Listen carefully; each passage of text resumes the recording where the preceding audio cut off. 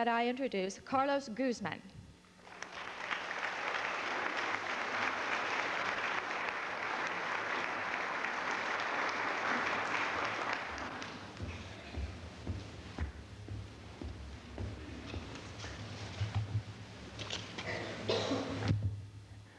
Good morning, everyone.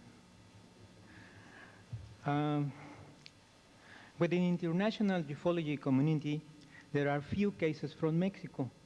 That is the reason it is a privilege for me to speak today about Mexican ufology. I will present some of the most significant cases that have been registered in my country. At the same time, I would like to thank Mr. Walter Andrews for having me invite me to such a prestigious symposium. Could you please down the light?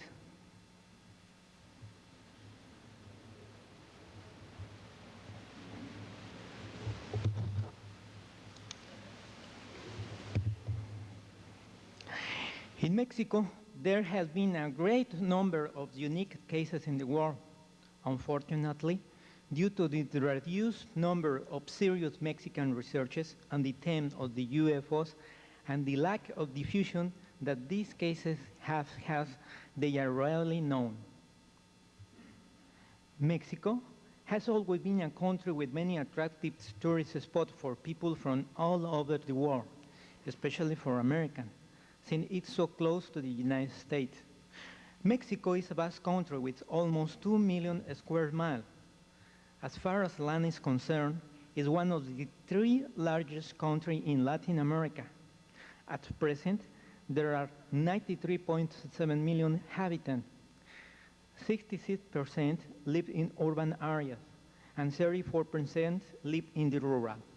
Its north border is with the United States, to the east with the Gulf of Mexico, to the west with the Pacific Ocean, and to the southeast with Guatemala, Belize, and the Caribbean. Mexico is a country with a lot of history, culture, and folklore. It is a country where the magic and mystery come from its origin as a nation. There have been more archaeological discoveries in Mexico than anywhere else in America, much on the same scale of magnitude as Egypt. The development of my ancestors and the knowledge of the universe was much more developed than the Europeans in the 14th century. As an example, the perfect astronomical orientation of the pyramids are precise where the equinoctial days, March 21 and September 22, are subject to the ascent from up above of the Maya god Kukulkan at sunset, between 5 p.m. and 5:30 p.m. The shadows made by the northwest corner of the platform were successfully cast along the edge of the northern stairways, forming 7 isosceles triangles from the top downward, until the plate of light and shadow created what appears to be the body of an enormous serpent descending the pyramid. The last shadowy undulation stopped at the neck of the huge stone reptile head that rests on the ground at the base of the stairs. This light show can be appreciated at the Pyramid of Kukulkan in the archaeological site of Chichen Itza in the state of Yucatan, just west of Cancun. The Mayas used geometry to build their pyramids and ceremonial centers, mostly enigmatic and undeciphered. The Aztec calendar of the Sunstone defines with sheer precision days, month, solstice, equinox, etc. This masterpiece represents an astronomical calendar where the knowledge of the Aztecs concentrated the greatness of its people. Anyway, this will take a long time to present the vastness of the Aztecs, Mayas, Olmecas, archaeoastronomy, and other culture that lived in Mexico during its origin. So in order to continue, I shall present a brief chronology of the most important events that have taken place concerning UFOs and Fortean's events in my country. The majority of the information that I am about to present is unpublished. Early UFO report. Within ufology, many authors refer to, such as the case of Jacques Vallée in his book in Passport to Magonia, that there is a bridge between two unexplainable set of manifestations, the one that come out from tradition, myth, stories, and folklore, and the most recent cases of the UFO phenomena. The current events are continuous through the history of mankind. I shall mention a few curious events that were taken from some old texts of historians, tales, writers, and journalists from old Mexico as events that caught my attention and were registered with the vocabulary used then, such as light, firebolt, comet, giant star, moon, bright crosses. Therefore, all these definitions fit perfectly under the classification of the UFO phenomenon. A strange phenomenon in the pre-Hispanic sky. It is a very important fact that during the American discovery by Christopher Columbus, the first report of what can be classified as UFO has been compiled from the Spanish historian Salvador de Madariaga, Volume 1, The Hispanic Cycle. He said, being 2 or 3 days from reaching America shore, the three discovery caravels, 2 hours before midnight, Columbus saw a light. He called Pedro Gutierrez and asked him to look. Pedro did, and he saw it. As you can see, Columbus wanted to make sure that he was not hallucinating. A writer and historian from Tlaxcala, a state in Mexico, wrote between 1576 and 1595 Tlaxcala history. In Book 2, Chapter 1, he mentioned the prodigies that were seen in Mexico and Tlaxcala before the arrival of the Spanish. These prodigies talk about simple events such as sightings of a comet and another amazing event that don't have an explanation. Out of those prodigies, the most significant is the tale of the 4 prodigy, which state, during the day and the sun shining, comet came out of the skies from the west in set of 3 toward the east, with such force and violence that they were casting red-hot coal or a spark on their path to the east. The natives from back then thought that the god has come down from the heavens. In 1517, the sailor from an expedition by Juan de Grijalva witnessed a very strange phenomenon, the sighting of a shiny object. The event was written in Salvador Madariaga's work, The Hispanic Cycle, as follows. Today, in the late afternoon, we saw a big miracle, which was that a star appeared above our ship after sunset. And it broke up, leaving a trail of spark that lasted for more than 3 hours. It ended up resting over Pueblo Grande. UFO during the colonial era. One of the most outstanding events in ufology is the case of teletransportation. In Mexico, 2 important events have been registered. The first one happened in 1593, and the second in 1968. I will talk about the first that happened in October 25, 1593. The event is registered in the work of Luis González Obregón, The Street of Mexico. I shall tell the story just the way that it was written. We can be talking about the soul from another planet, but instead of a mysterious character that appeared one morning in Mexico Main Plaza, somewhere around of the 16th century. In Mexico Main Plaza, the news got about the death of Gómez Pérez, a governor at that time, and at the same day of the event, even though we didn't know how. The story said that on the morning of October 25, 1593, a soldier appeared in the main square wearing a uniform from the Philippines, and that the soldier, with his rifle on his shoulder, questioned whoever happened to pass by the aforementioned and sacramental who lived. Furthermore, the story said that the night before he was on guard in the sentry box of the wall that protects the city of Manila, and that without his knowledge, he found himself in the capital of the New Spain.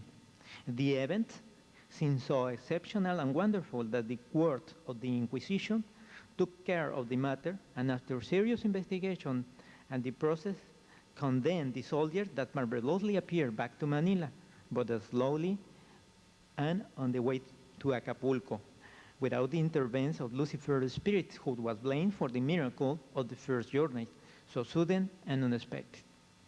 The Philippine soldier was aware of the governor's death. Many months later, the soldier still remains prisoner, until a galleon from the Philippines brought news that the very same day that the soldier appeared in Mexico City, the governor from the Philippines has passed away.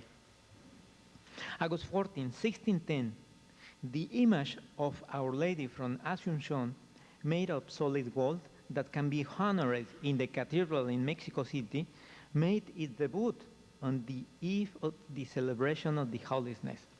On its premiere, there was a resplendent palm in the shape of half a moon at its feet up in the sky, what brought about a legal investigation under the command of Archbishop Garcia Huerta.